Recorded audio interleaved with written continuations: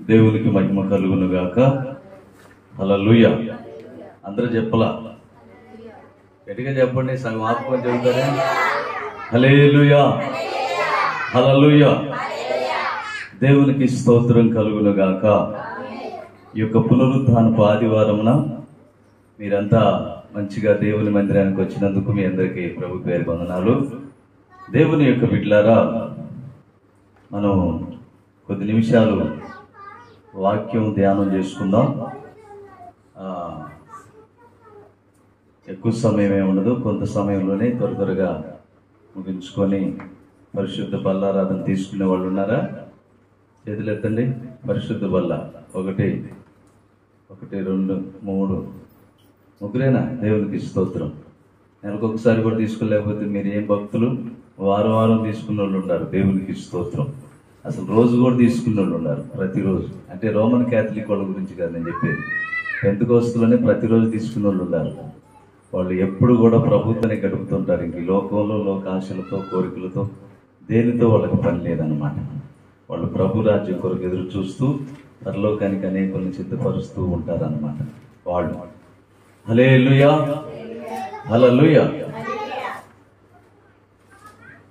ఒక చిన్న పల్లవి పాడుకున్నాం అందరూ.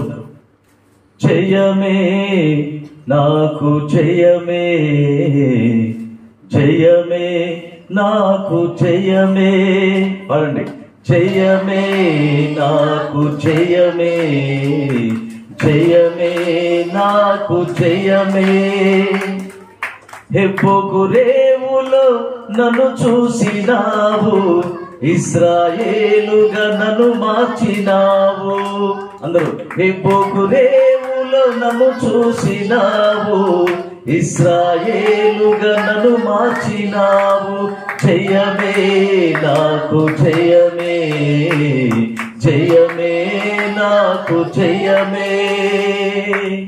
ఒంటరినై ఉన్న నన్ను చేరినావు, చందగా నిలిచి జయమిచ్చినావు.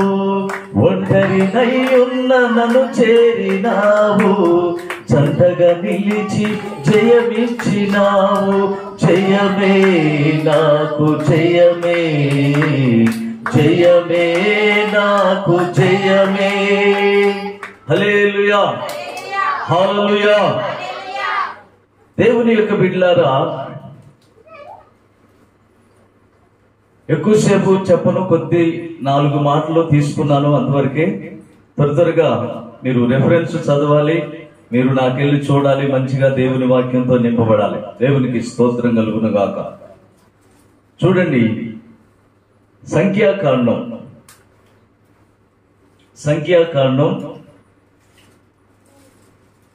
1వ అధ్యాయము 17వ అధ్యాయము 1 నుంచి 8వ వచనం దాకా చదువుకుందాం.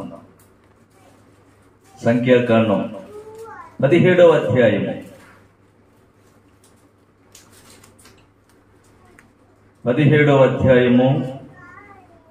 1 నుంచి 8వ వచనం దాకా చదువుకుందాం.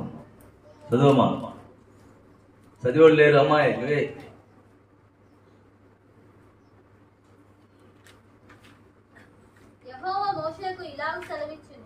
యెహోవా మోషేతో ఇలాగ సెలవిచ్చెను,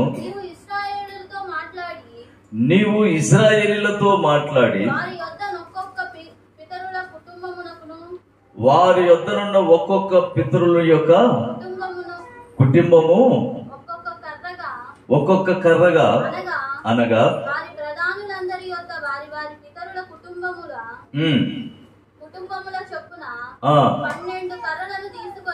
12 కర్రలను తీసుకొని ఎవరి కర్ర మీద వాళ్ళ పేరు రాయుము.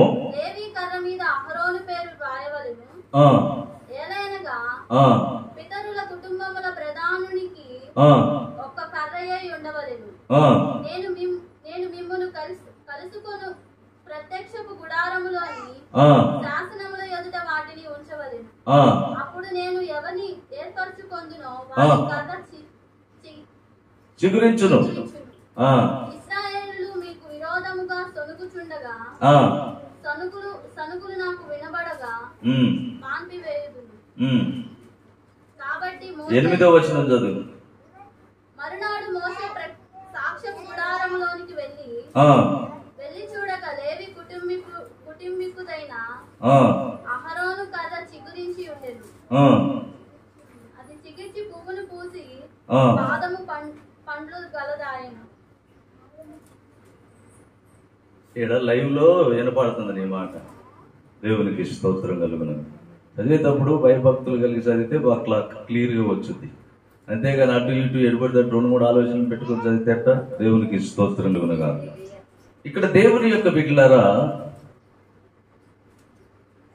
సిగురించబడుట అంటే అహరోను కర్ర మాత్రమే సిగురించబడది.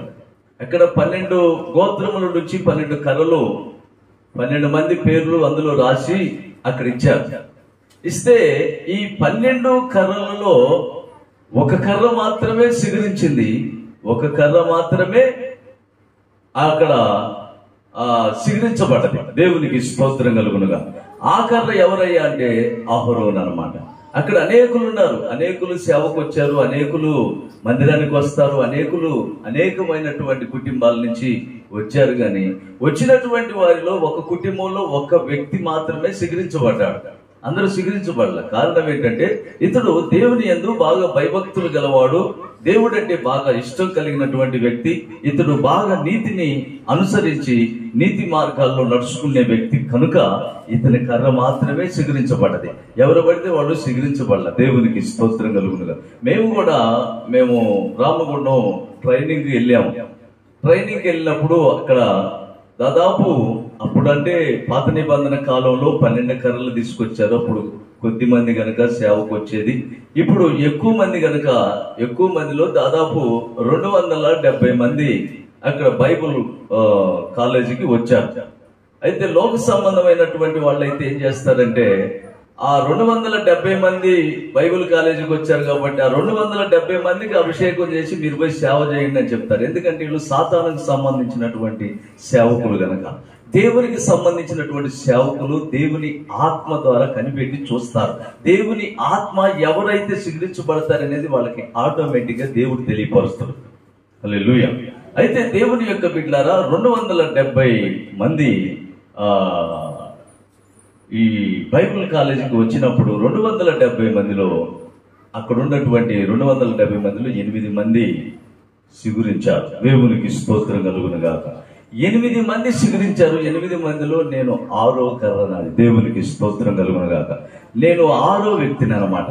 అంటే అందులో పెద్ద గొప్ప వాళ్ళు వచ్చారు, బాగా చదువుకున్న వాళ్ళు వచ్చారు, అందగాళ్ళు వచ్చారు, బలమున్న వాళ్ళు వచ్చారు, బాగా పేరున్నటువంటి అనేక విధాలుగా మంచి పేరు ఉన్నటువంటి వాళ్ళు కూడా వచ్చారు. వచ్చినటువంటి వాళ్ళల్లో ఏ చదువు సంజలైనటువంటి వారు కూడా నాతో పాటు ఇంకొక వ్యక్తి, నేను చదువు లేనటువంటి వాళ్ళం కూడా ఏమీ తెలియనటువంటి వారిని మమ్మల్ని అభిషేకించారు.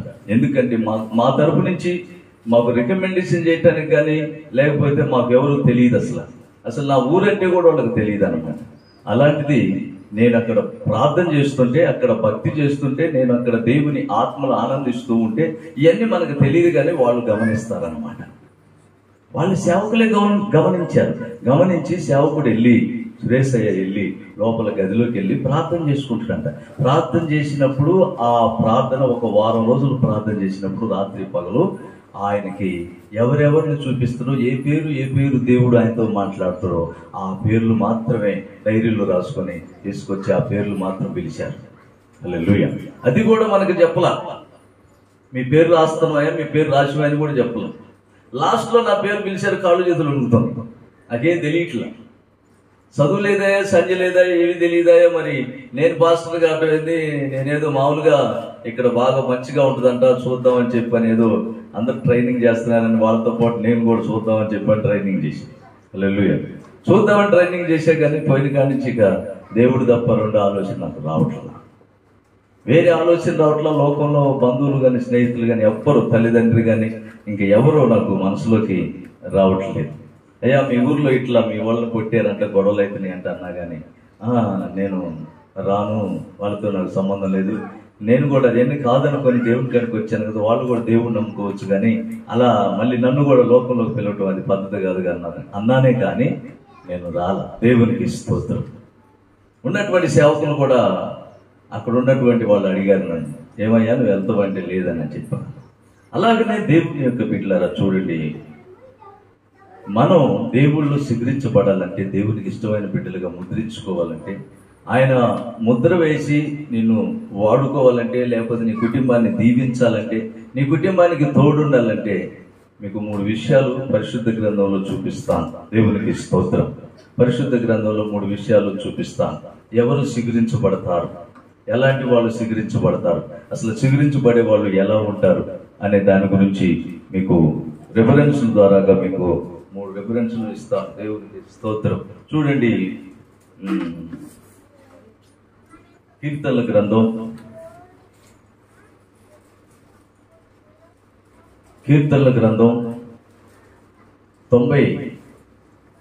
91వ అధ్యాయము 15వ వచనం. అతడు నాకు మొర్రపెట్టగా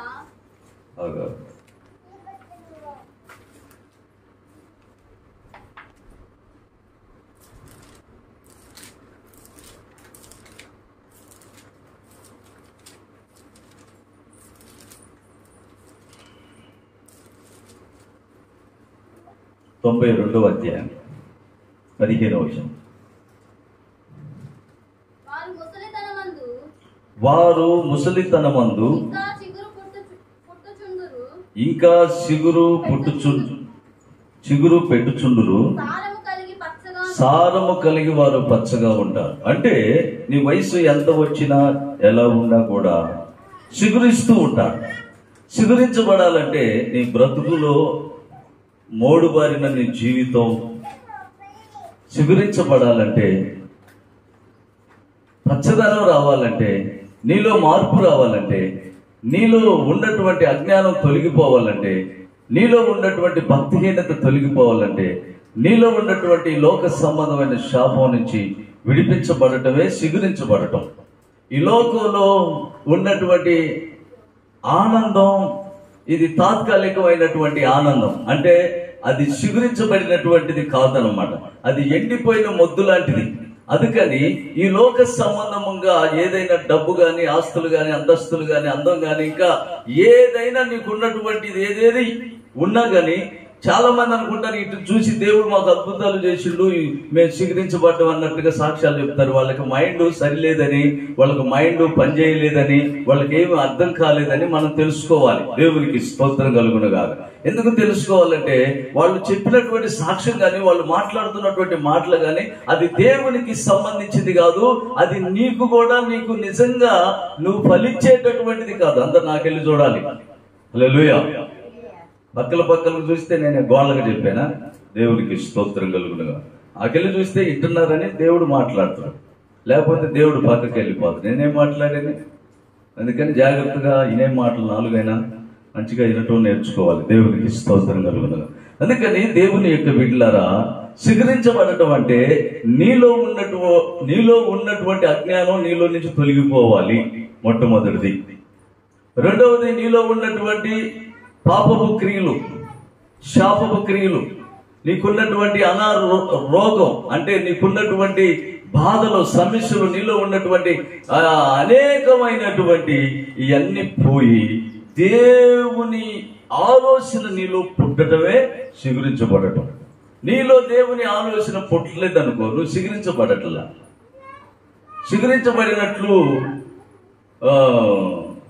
చిగురించబడినట్లు ఇప్పుడు మామూలుగా కొన్ని డూప్లికేట్ పూలు చూశారు కదా, చెట్లు డూప్లికేట్ అనమాట. ఈ డూప్లికేట్, ఇది డూప్లికేట్. ఇప్పుడు దీంట్లో ఇది పెట్టారు, ఇది ఎప్పుడు పూసే ఉంటుంది, ఎందుకంటే ఇది డూప్లికేట్ కనుక. అందుకని డూప్లికేట్ ఎప్పుడు కూడా బాగానే కనపడతారు, కానీ అది డూప్లికేట్. ఒరిజినల్ అలా కనపడదు. దేవునికి స్తోత్రం కలుగునుగా. ఒరిజినల్ దేవునికి కనపడదు. ఒరిజినల్ దేవుడు చూస్తాడు. ఒరిజినల్ చెట్టా డూప్లికేట్ చెట్టా? నేను అలాగనే మీకు ఒక కథ చెప్పాను ఇంతకు ముందు. ఏమిటా కథ అంటే, సొలొమోను శోధించుటకు షబా దేశపు రాణి, అంటే షబా రాణి, ఆ దేశాల నుంచి వచ్చి సొలొమోన్ని భగినాలు నాకెళ్ళి చూసి సొలొమోన్ని శోధించాలని, సొలొమోను యొక్క జ్ఞానాన్ని, సొలొమోనుకు ఉన్నటువంటి ఆ పేరుని లేకుండా చేయాలని ఈమె వేరే ఆలోచనలతో, రకరకాల ఆలోచనలతో వచ్చింది. హల్లెలూయా. ఆలోచనలతో వచ్చి ఏం చేస్తుందంటే సొలొమోను జ్ఞానాన్ని పరీక్షించుద్ది అనమాట. సొలొమోను జ్ఞానాన్ని పరీక్షించడానికి ఏం చేస్తుందంటే వాళ్ళ దగ్గర ఉన్నటువంటి అన్ని రకాలు, అంటే ఒకే రకమైనటువంటి పువ్వులు తీసుకొచ్చి ఈయన దగ్గర పెట్టి శోధించింది. ఏమని శోధించిందంటే, రాజా, నేను తీసుకొచ్చినటువంటి పూలన్నీ ఒకే రకమైనటువంటి పూలు, ఈ పూలన్నిట్లో ఒకటి మాత్రమే ఒరిజినల్ పువ్వు ఉంది, అన్ని డూప్లికేటే, ఒక్కటి మాత్రమే ఒరిజినల్ పువ్వు ఉంది. ఈ డూప్లికేట్ పువ్వుల్లో ఉన్నటువంటి ఆ ఒరిజినల్ పువ్వు దగ్గరికే వెళ్ళి దాన్నే పట్టుకొని తీసుకొచ్చి నా చేతిలో పెట్టాలి. పెట్టకపోతే నువ్వు పెద్ద జ్ఞానివి, నువ్వు పెద్ద మనగాడివి, నువ్వు పెద్ద రాజువి అని జనాలు చెప్పుకున్నా అది గొప్పదే. మొదట నువ్వు వెళ్ళి నేను చెప్పినట్లు ఆ పూలన్నిట్లో ఒకే పువ్వు ఉంది కనుక ఆ ఒరిజినల్ పువ్వు తీసుకురమ్మని చెప్పని ప్రశ్న వేసినప్పుడు ఈ సొలొమోను, హల్లెలూయా చెప్పండి, హల్లెలూయా అని అందరూ తలకాయ విద్యార్థి గురించి దేవునికి స్తోత్రం కలుగును. ఎందుకని ఈ ఒరిజినల్ పువ్వు తీసుకురమ్మని ఇతన్ని శోధించినప్పుడు ఈ రాజు సొలొమోను రాజుకి భయం కలుగుతుంది. అమ్మో, ఏమేమరా నాయనా, అన్ని ఒకే రకమైన పూలు తీసుకొచ్చింది, అందులో ఒరిజినల్ పువ్వు ఒకటి ఉందంట, అన్ని డూప్లికేట్ అంట. మరి నా జ్ఞానాన్ని దేశమంతా చెప్పుకుంటున్నారు, దేశ ప్రజలంతా సొలొమోనుకే జయ అంటున్నారు, సొలొమోను అంటే మాటలు కాదంటున్నారు. మరి నా దేవుడు అంత గొప్పవాడని నేను సంతోషిస్తున్నాను. ఏంటబ్బా ఈ పరీక్ష పెట్టింది? సరే, నా దేవుడు గొప్పవాడే గనక ఈ పరీక్షలో నుంచి దేవుడు నన్ను గెలిపిస్తాడు. చాలా మంది ప్రార్థనలు చేస్తారు పట్టుదల కలిగి, కానీ ఆయన చూసి ఇలాంటి చోట కూడా పట్టుదల కలిగి నా దేవుడు ఇక్కడ కార్యం చేస్తాడన్న నమ్మకంతో అక్కడ ప్రార్థన చేసి జయం పొందుకున్నాడు, కానీ ఓడిపోవాలి. దేవునికి స్తోత్రం కలుగును. కొంతమంది పిల్లల విషయంలో, బాగోని విషయంలో సమస్యలు, కానీ ఇంకా భక్తి విషయంలో ఎదగలేకపోతే భక్తిలో దిగజారిపోతారు. వాళ్ళ భక్తి సరైనటువంటి భక్తి కాదు. అందుకని ఇక్కడ భక్తి పరంగా దీన్ని తీసుకోవచ్చు, ఇంకొక పరంగా కూడా తీసుకోవచ్చు. ఒరిజినల్ విశ్వాస, డూప్లికేట్ విశ్వాసగా ఉంటున్నానా, నేను ఒరిజినల్ గా సిగరిస్తున్నానా, డూప్లికేట్ గా సిగరిస్తున్నానా, ఈ లోకంలో నేను అసలు నిజంగా సిగరించే మనిషినేనా, దేనికి ఇప్పుడు ఈ లోకంలో సిగరించడం అంటే ఏంటి? సిగరించడం అంటే దేవునికి కనబడాలి. దేవునికి ఇష్టమైన బిడ్డగా ఉన్నప్పుడే నువ్వు సిగరించబడ్డట్టు. దేవునికి ఇష్టమైన బిడ్డగా కాకపోతే నువ్వు ఎట్లా సిగరించబడ్డట్టు? ఇప్పుడు డూప్లికేట్ ఏదో ఒరిజినల్ ఏదో తెలుసుకోవడానికే ఈ మాట మీకు తెలియపరుస్తున్నాను. అంటే ఒరిజినల్ విశ్వాసం ఎవరు, డూప్లికేట్ విశ్వాసం ఎవరు తెలియటం కోసం. అలాగనే ఇప్పుడు ఆ సొలొమోను ఏమన్నాడంటే, అమ్మా నాకు ఒక 5 నిమిషాల సమయం ఇవ్వమ్మా, నువ్వు చెప్పినట్లే ఆ పువ్వు తీసుకొచ్చి నీ చేతిలో పెడతాను. సరేనన్న అని పక్కపక్కలు చూసుకొని వాళ్ళు ఒకరికొకరు నవ్వుకుంటున్నారు. ఆమె వెంబడి వచ్చిన వాళ్ళు వీళ్ళంతా కలిసి ఏమని నవ్వుకుంటున్నారంటే, చూద్దాలంటే ఎటుపోయి తీసుకొస్తున్నా నేను తెలియదు కదా. పూలు అంటే 10 పూలు 20 పూలు కాదు, కొన్ని వేల పూలు అనమాట. కొన్ని వేల పూలు ఒక చోట రథాల మీద తీసుకొచ్చారు వాళ్ళు. దేవునికి స్తోత్రం కలుగును. తీసుకొచ్చి అక్కడ పెట్టారు ఈ సొలొమోను శోధించడానికి. ఈ సొలొమోను లోపలికి వెళ్ళిండు, ప్రార్థిస్తూ ఉండడం, లోపలికి వెళ్ళి గదిలోకి వెళ్ళి ఆ మహాజ్ఞానిని అడుగుతూ ఉండడం, మహాజ్ఞానితో మాట్లాడుతుండ, ప్రభువా, అయ్యా, నైనా తండ్రి, ఎవరో కానీ ఈమె మరి ఆ దేశం నుంచి వచ్చి నన్ను శోధిస్తుందయ్యా, అన్నింటిలోనూ నాకు జయమనిచ్చావు, ఎక్కడా కూడా నీ బిడ్డగా నన్ను తొట్టలేదు, చిగ్గుపడలేదు, అవమానపరచలేదు, నువ్వు అన్నింటిలో కూడా నాకు తోడై ఉన్నావు కనుక ప్రభా నీ సన్నిధిలోనే ఉన్నాను నాయన, మరి ఎట్లాగయ్యా అని చెప్పని. అంటే ఆయన సన్నిధిలో ఉంటే అడగాలి, సన్నిధిలో లేకుండా పిచ్చి పిచ్చిగా ఉండి అడిగినా కానీ జవాబు రాదు. ఎప్పుడు కూడా ఆయన సన్నిధిలోనే ఉండాలన్నమాట. ఎనీ టైం కాసుకొని ఎప్పుడు కూడా ఆయనలోనే ఉండి అప్పుడు అడిగే సంగతి ఆయనకు తెలిసింది, నువ్వు ఉండకుండా అడిగే సంగతి కూడా ఆయనకు తెలిసింది అనమాట. అప్పుడు ఈయన ఎప్పుడైతే అడిగాడో అప్పుడు వెంటనే ఆ మహాజ్ఞాని దిగి వచ్చి ఏమన్నాడంటే, సొలొమోన్, ఏంటి ఈ చిన్న విషయానికి అంత గజగజలాడిపోతున్నావు, అలా చెమటలు పడుతున్నాయి, ఏంటి నువ్వు అలా వణికిపోతున్నావు, ఏంటి సొలొమోన్ ఇది చిన్న విషయం? అవునయ్యా, అది నీ దృష్టికి చాలా చిన్నదయ్యా, నా దృష్టికి అది చాలా పెద్దగా కనపడుతుందయ్యా, నా దృష్టికి అది చాలా ఎంతో కనపడుతుంది, అది నాకు అర్థం కావట్లేదయ్యా, తెలియటం లేదు కదయ్యా. తెలియనప్పుడు మరి ఎవరికైనా భారంగానే ఉంటుంది, బరువుగానే ఉంటుంది. అయితే దేవుడు అంటాడు కదా, ఆ మహాజ్ఞాని అంటాడు కదా, సొలొమోన్, ఇక నువ్వు టెన్షన్ పడబాకు, నువ్వు భయపడబాకు, లేచినడు, నీకు ముందుగా ఒక ఈగను పంపుతాను అంటాడు. దేవునికి స్తోత్రం కలుగునుగా. ఒక ఈగను నేను నీకు ముందుగా ఒక ఈగను పంపుతాను. ఆ ఈగ పరిశుద్ధాత్మ దేవుడు. దేవునికి స్తోత్రం కలుగును. ఈ ఈగ ఒరిజినల్ పువ్వు మీద వాలుతుంది కానీ డూప్లికేట్ మీద వాళ్ళు. ఒరిజినల్ విశ్వాసం వెనకే పరిశుద్ధాత్ముడు వస్తాడు కానీ డూప్లికేట్ వెనక పరిశుద్ధాత్ముడు రాడు. ఒరిజినల్ గా నువ్వు భక్తి చేస్తే, ఒరిజినల్ గా నువ్వు జీవించి, ఒరిజినల్ గా నువ్వు ఎప్పుడైతే ఉండాలనుకుంటావో ఒరిజినల్ గా ఉన్నటువంటి వ్యక్తి సిగిరించబడతాడు. చూడండి, నీతిమంతులంట సిగిరించబడతారంట, పరిశుద్ధ గ్రంథంలో రాయబడింది. హల్లెలూయా. నీతిమంతులు సిగిరించబడతారు. మొట్టమొదటి చూడండి, నీతిమంతులు. సామెతల గ్రంథం 12:12 వాక్యం చదవండి. నీతిని వెతకాలి. ఈ లోకంలో దేన్ని పడి దాన్ని ఎదగటం కాదు. మొట్టమొదటి 12వ అధ్యాయము 12వ వచనం సామెతల గ్రంథం.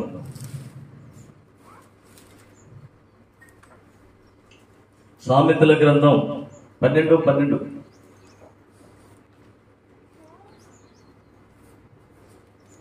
భక్తిహీనులు చెడ్డవారికి 12:12. భక్తిహీనులు చెడ్డవారికి దోపుడు సొమ్ములను ఆపేక్షించు వారు నీతిమంతులు. చూడండి, ఇక్కడ భక్తిహీనుల గురించి రాయబడి ఉంది, భక్తి గల వారి గురించి రాయబడింది. భక్తి కలిగినటువంటి వారు ఎవరంటే నీతిమంతులు.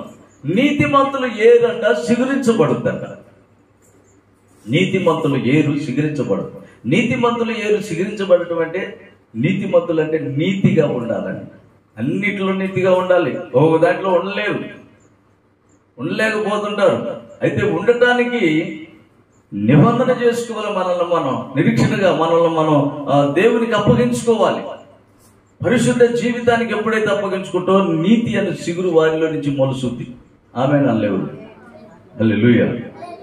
నీతిమంతుల సిగురు వారిలో నుంచి మొలుసుద్ది.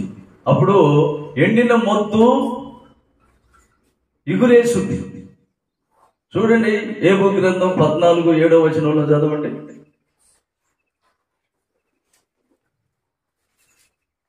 14:7 వచనం ఏబు గ్రంథం. అంతసేపు తీద్దామా, గబగబ దీవెంది.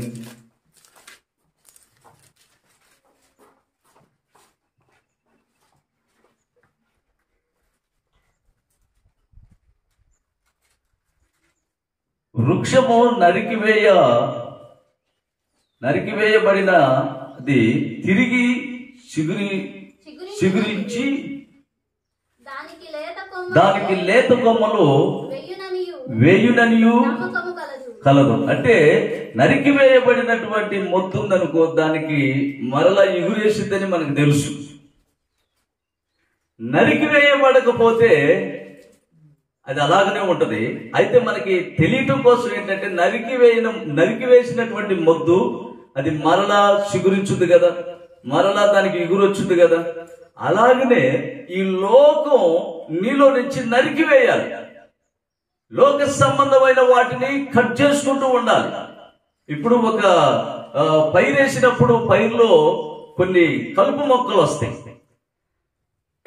అంటే కలుపు మొక్కలు అంటే గడ్డి పీసులని కలుపు మొక్కలు వస్తాయి. ఇప్పుడు ఈ కలుపు మొక్కలు, ఈ గడ్డి పీసు ఆ చెట్టు చుట్టూ అది మొత్తం ఆవరించినప్పుడు ఆ చెట్టు ఎదగలేదు, ఆ చెట్టు బాగా పుష్పలంగా సిగురించలేదు, పరిశుద్ధంగా జీవించలేదు, నీతి మార్గాల్లో నడవలేదు. దానికి చుట్టూ ఏమొచ్చినాయి? లోక సంబంధమైనటువంటి మొక్కలు వచ్చినాయి. ఈ లోక సంబంధమైనటువంటి ఈ యొక్క కలుపు అనగా లోక సంబంధమైన కోరికలు, లోక సంబంధమైన ఆశలు, లోకంలో గొప్ప అనిపించుకోవాలి, లోకంలో నేనంటే ఏదనుకోను అనిపించుకోవాలనుకునే మనసు. ఈ మనసు వచ్చిన వాళ్ళు దేవునికి దూరం అయిపోతారు. దేవునికి దూరం అయిపోయి వాళ్ళు సాతానుకు దగ్గరైపోయి మరలా వాళ్ళ యొక్క విధానాలు రకరకాలుగా మేమంటే ఏంటనుకున్నాం అని మళ్ళీ ఈ రకంగా ప్రవర్తిస్తూ ఉంటారు. దేవునికి స్తోత్రం కలుగునగా. అయితే దేవుని యొక్క బిడ్డలారా, ఇక్కడ ఈ కలుపు మొక్క పీకి వేయాలి. ద్రాక్ష చెట్టు బాగా ఇంకా ఉండాలంటే దానికి పనికి మాలిన కొమ్మలు నరికివేయాలి. దేవునికి స్తోత్రం. పనికి మాలిన కొమ్మలు నరికివేయాలి. అలాగనే ఆ చెట్టు బాగుండాలంటే, ఆ విశ్వాసి బాగుండాలంటే, నువ్వు సిగరించబడాలంటే, నువ్వు అద్భుత రీతిలో దేవునిలో ఉండాలంటే, దేవునితో ఉండాలంటే నీతిమంతులు సిగురిస్తారని దేవుని వాక్యం చెలవిస్తుంది. అంటే నీతిమంతులు ఏరు. నీతిమంతులు ఏరు అంటే నీతిమంతుల ఆలోచనలు సిగురిస్తాయి. ఆలోచనలు పుష్టిగా ఉంటాయి. ఆత్మీయ ఆలోచనలు బలంగా ఉంటాయి. నా ఆలోచనలో ఎలాంటి కల్మషం నాలో లేదు. నేను నిజమైన విశ్వాసిని. నేను డూప్లికేట్ విశ్వాసిని కాదు. నేను నిజమైనటువంటి పుష్పించే పువ్వులాంటి పువ్వుని నేను సువాసన ఎదజల్లుతాను. నేను సంతోషంగా ఉంటాను. నేను ఆనందంగా ఉంటానన్న నమ్మకం నీకు ఎప్పుడు కలుగుద్దంటే నీలో ఉన్నటువంటి అజ్ఞానం తొలగిపోవాలి. ఆత్మీయతలో నువ్వు ఎదగాలి. ఆత్మీయులుగా మీరు మారాలి. ఆత్మలో మీరు వర్ధిల్లాలి. దేవునికి స్తోత్రం కలుగునుగాక. అప్పుడు ఈ మొద్దు సిగురించుద్ది. ఈ విశ్వాసి సిగురిస్తారు. అంటే అక్కడ ఏమి మనం చదివంటే భక్తిహీనుల గురించి, నీతిమంతుల గురించి చదివన్నమాట. భక్తిహీనులు ఏమైపోతారు చూడమ్మా. భక్తిహీనులు అది ఎక్కడ మనం చదివింది? సామెతల గ్రంథం. భక్తిహీనులు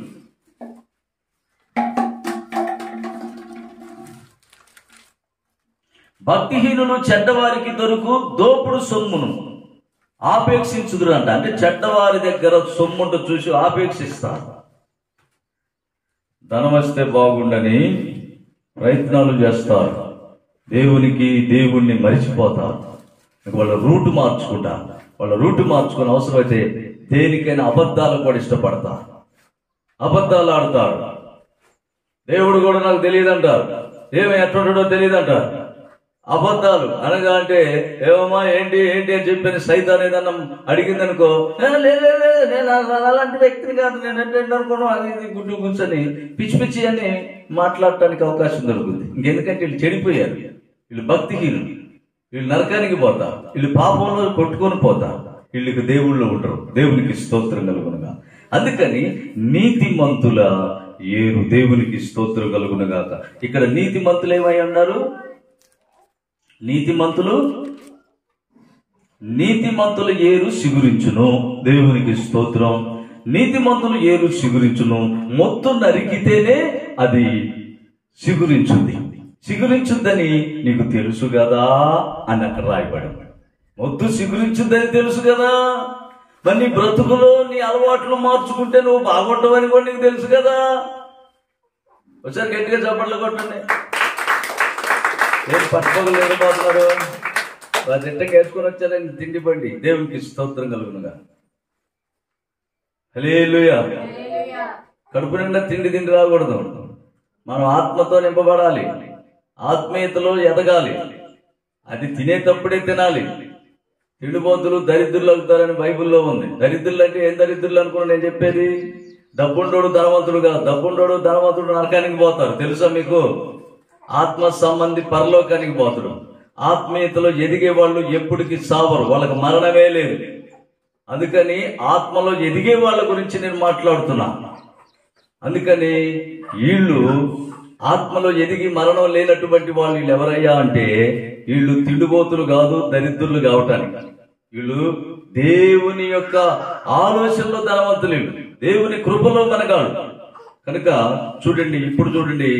అయితే ఇప్పుడు మళ్ళా కీర్తనల గ్రంథం చదువుతాను. ఇందాక చదివినటువంటి వచనం అది ఊరికి నేను ఇందాక చదివించాను మీరు వినటం కోసం. ఇప్పుడు లైన్ లోకి వచ్చేసింది. దేవునికి స్తోత్రం కలుగును. కీర్తనల గ్రంథం 92వ అధ్యాయము 15వ వచనం. వారు ముసలితనమందు వారు ఇంకా చిగురు పెట్టుచుండ్రు. వారు సారము కలిగి పచ్చగా ఉంటారు. ముసలితనం లేదు వాళ్ళకి, వయసుతనం లేదు, ఆ తనం లేదు, ఈ తనం లేదు. వాళ్ళు ఎప్పుడు కూడా పచ్చగా ఉంటారు. అందుకనే పచ్చని ఒలీవగా చింతనోదను కాపుమాలను, చింతనోదను కాపుమాలను, మహోన్నతుడా నీ రాకలో మహోన్నతుడా నీ రాకలో హల్లెలూయా హల్లెలూయా హల్లెలూయా హల్లెలూయా. నీ జీవజల ఊటలో నన్ను నాటుము పచ్చని ఒలీవగా, పచ్చని ఒలీవలా. చింతనందను కాపుమానను, చింతనందను కాపుమానను. చింత లేదు, దిగులు లేదు, ఎప్పుడు కూడా ప్రభువులు ఆనందిస్తూ సంతోషిస్తూ గంతులు వేస్తూ ఆ యొక్క మహిమలో వెళ్ళిపోతూ ఉంటారు. హల్లెలూయా. అందుకని దేవుని యొక్క బిడ్డలు వాళ్ళు ముసలితనం మంది ఇంకా చిగురిస్తారంట, ఇంకా పచ్చగా ఉంటారంట, వాళ్ళు పచ్చదనంగా ఉంటారు, సంతోషంగా ఉంటారు, ఆనందంగా ఉంటారంట. నీకేది ఆనందం? నీ బ్రతుకులో ఎప్పుడు చూసినా చిన్న విషయం వచ్చినా, తలనొప్పి వచ్చినా, ఒళ్ళు నొప్పి వచ్చినా ఉరిగే ఉరుకు, పరుగే పరుగు, టెన్షన్ టెన్షన్ టెన్షన్ టెన్షన్. చస్తే ఏమైపోతాను నేను చస్తే అసలు భూలోకం ఏమో అలుగుద్దేమో, భూలోకం ఏమో ఏడుచుద్దేమో, భూలోకంలో ప్రజలంతా ఓ అమ్మోయ్ అంత నీతి మంత్రులు చచ్చిపోయారు, అంత నీతి మంత్రులు చచ్చిపోయారు అనుకుంటారేమో. అసలు నేను నీతి మంత్రురాలనయా, చిగురించే వ్యక్తినాయా? ఏమండి, అలాంటి భయం ఎవరికంటే నిజంగా చిగురించే వాళ్ళకే ఉండదు, డూప్లికేట్కి ఆ భయం ఉంటుంది. హల్లెలూయా. నిజమైనటువంటి వాళ్ళకి ఏ భయం ఉండదు. పౌలు గారు అంటాడు, నా మట్టుకైతే బ్రతుకుట క్రీస్తే, సావు అయితే లాభం, జీవించువాడు నేను కాదు, ఆయనే నా యందు జీవిస్తున్నాడు ప్రభు అంటాడు. అంటే మన యందు ప్రభు జీవించాలి, ప్రభు ఆలోచనే వ్యక్తం అయిపోవాలి. ఇంకా రెండోది మనలో నుంచి రాకుండా ఎప్పుడైతే దాన్ని బంధిస్తామో అప్పుడు దాన్ని నరికి వేసినట్టు మనం, అప్పుడు దేవునికి మనం సొంతమైనప్పుడు, సొంతమైపోయి ఆయన సన్నిధిలోకి ఎదుగుతున్నట్లు ఆయనకి మనం పచ్చదనంగా అద్భుతంగా ఒలీవ మొక్కల వలె ఇక చిగురు పెట్టడమే కానీ ఇక ఎప్పుడు ఎలా ఇలా ఇలా అలా అని ఉండదు అన్నమాట. దేవునికి స్తోత్రం. ఎప్పుడు కూడా పచ్చదనంగా ఉండాలి. ఇంక ఎందుకు ఈ లోకంలో ఉన్నట్టు చూసుకొని మనం టెన్షన్ పడటం అనవసరం. ప్రభు కోసం ఎదురు చూడాలి. ఎప్పటికైనా మనం ముసలోళ్ళం అయిపోతుంది. శరీరం నమ్మరానిది, నమ్మకం లేనిది. దాని గురించి పాట కూడా రాసి, నమ్మరాని లోకంపై ఎందుకు ఇన్ని ఆశలు, నమ్మరాని ఈ దేహంపై ఎందుకు ఇన్ని ఆశలు అని చెప్పని, మనసు నిలిపి చూడు మా మార్గం ఏదో తెలియను అని చెప్పని చాలా జాగ్రత్తగా మనం అన్నింటిలో వెతుక్కుంటూ ప్రభుని వెంబడించాలి. ఎందుకంటే ఈ శరీరం ఉండగానే, హుషారుగా ఉండగానే అన్నీ అయిపోయాక మనం ఏం చేయలేం. హల్లెలూయా. మనం ఏం చేయలేము. శరీరం పని అయిపోయింది అనుకో, మనం ఏం చేస్తాం చెప్పండి? దేవునికి స్తోత్రం కలుగునగా. శరీరం అయిపోయినాక మనం చేయగలిగేది ఏమీ లేదు. ముసలితనం అయిపోయిన తర్వాత నడవలేము, హుషారు ఉండదు, అంత ఫాస్ట్ ఉండదు, అందులో మొత్తం కూడా ఇదైపోతుంది. ఇక మన దేవుళ్ళు ఎదిగేది లేదు, మన వల్ల ఒకళ్ళకి ఉపయోగం లేదు, మనకు ఉపయోగం లేదు, ఇంకొకళ్ళకి ఉపయోగం లేదు. మనం చిగురించి కాయలు కాసి ఆ కాయలు కిందగా రాలితే మళ్ళీ మొక్కెత్తి మళ్ళీ చిగురిస్తే ఎన్ని ఆత్మలు, ఎంతమంది దేవుని వచ్చాను. ఎంత అద్భుతం, ఎంత మహాకృప. ఇది దేవుని ఆలోచనలో ఉన్న వాళ్ళకి ఈ తీపి ఉంటుంది, ఈ ఆలోచన, కోరిక, ఈ ఆశలు వారిలో ఉంటే కానీ లేని వాళ్ళకి ఈ ఆశలు ఉండవు. వాళ్ళకి ఈ లోకంలో డబ్బు డబ్బు డబ్బు డబ్బు డబ్బు, అందం అందం అందం అందం అందం, పేరు పేరు పేరు పేరు. నన్ను చూడు, నా చోపు చూడు అని చెప్పాను అట్ట ముసలోళ్ళు అయిపోతారు. ఇక ఏడ్చుకుపోయి దాంట్లో పడేస్తారు. వాళ్ళు ఏడకపోతారు, వాళ్ళకి తెలియదు కదా. వాళ్ళు పరలోకానికి వస్తారని ఏమన్నా ఎక్కడ రాయబడిందా? అసలు వాళ్ళు చెప్పగలరు నేను పరలోకానికి పోతానని? నా కాడ ఎంత డబ్బు ఉంది, డబ్బు ఎక్కువ సంపాదించిన వాళ్ళు పరలోకానికి రానిస్తారంటే యేసు ప్రభు, అంతేనా? బాగా ఈ లోకంలో ఇష్టానుసారం తిరిగి వాళ్ళని పరలోకానికి రానిస్తారా? ఇష్టానుసారంగా తిరిగి వాళ్ళు ఇష్టం వచ్చినట్టు, వాళ్ళు ఇష్టం వచ్చిన ఆటలు పాటలు పాడి తిరిగి మేము కూడా క్రైస్తవులు అని చెప్పుకొని చచ్చి సమాధుల మీద ఏమని పెడతారంటే క్రీస్తులందు మృతులైన వాళ్ళు ధనిలోకి మొదట లేస్తారంట. వాళ్ళు లేగుతారంట. మొదట లేచి అడిగిపోతారు. లేచినాక పిచ్చోళ్ళ పరలోకానికి రాణిస్తారా? నరకానికే వాళ్ళు పంపించేది. వాళ్ళు పరలోకానికి రానిస్తారు యేసు ప్రభు? ఆ దూతలు అసలు రానిస్తారా? అసలు అంత శక్తి ఉంటుందా? ప్రభు కృప ఉంటేనే కదా మనకు హుషారు ఉండేది. ఆ కృప ఇవ్వకపోతే మనకు అక్కడ హుషారు అని వచ్చి సచ్చును పడి నెలకొని ఉంటారు. ఎక్కిసిదైతే అడిపోయి పట్టమే. ఇక వాళ్ళు వీళ్ళు వస్తారు, వాళ్ళు వచ్చి ఇక సాధారణ దూతలు వచ్చి ఇసిరేయటమే, పట్టుకొని ఆతను రెక్క పట్టించిన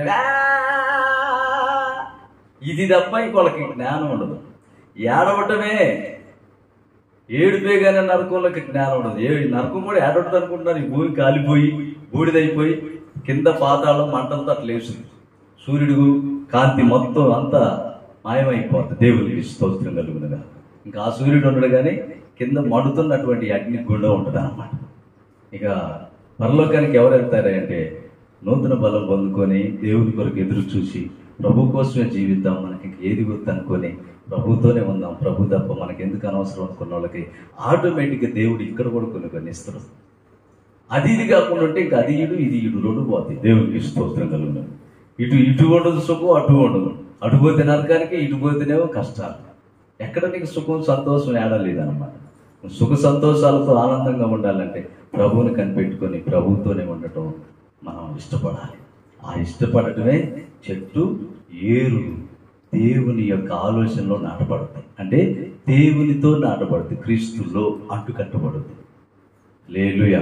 క్రీస్తులో అంటుకట్టబడటమే మనం ఫలించడం. దేవునికి స్తోత్రం కలుగునుగా.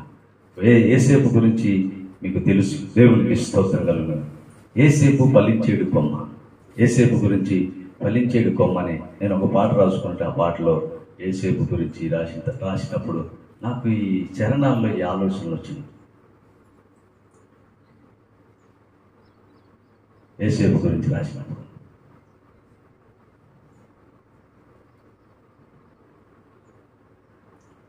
ఏం పాట అది?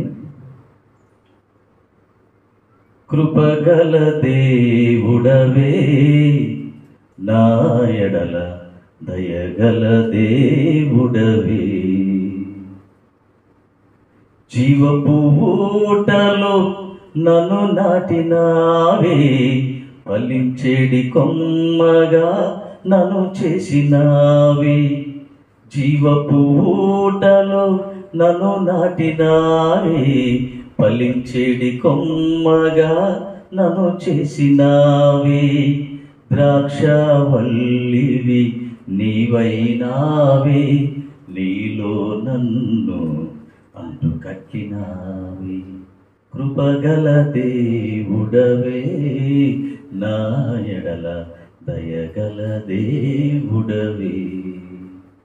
అవమాన స్థితిలో పడి ఉండగా నాకెవరు లేరని అనుకొనగా, ఆదరణకర్త ఇమ్మానుయేలా నీ తోడు నేనని అభయమిచ్చితివి. కృపగల దేవుడవే,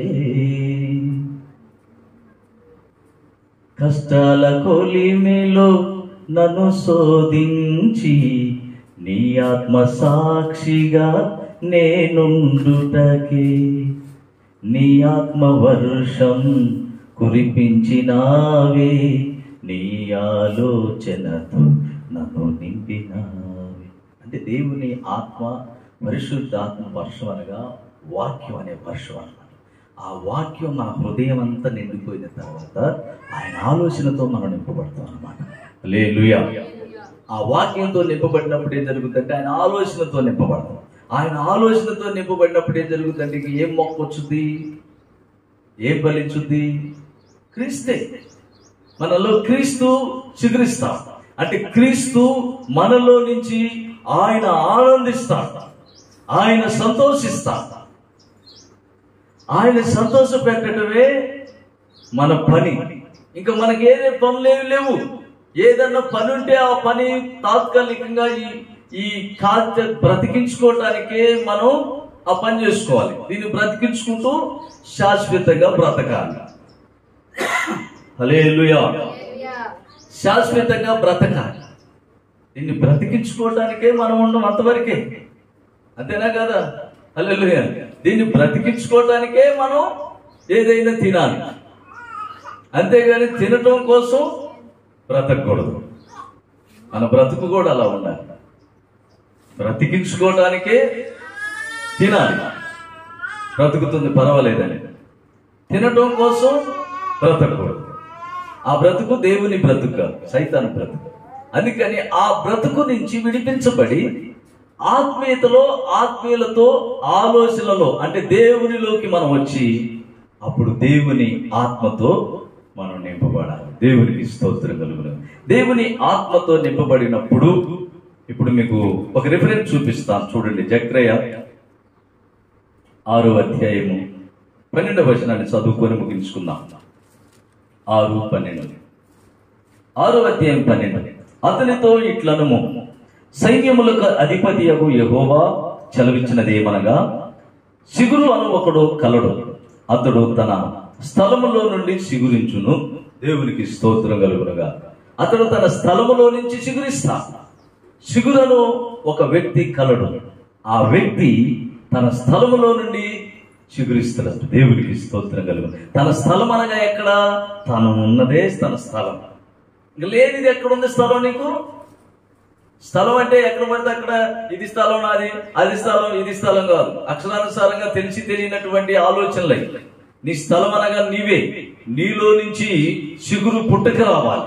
నీలో నుంచి ఎప్పుడైతే సిగురు పుట్టుకొచ్చిందో అప్పుడు నీకు సంతోషం, ఆనందం, ఇక నీకు పట్టజాలనంత విస్తారమైనటువంటి దీవెనలు, విస్తారమైనటువంటి అన్ని విధాలుగా అద్భుతంగా ఆశీర్వాదకరంగా ఉంటారు. చప్పట్లు కొట్టండి గట్టిగా.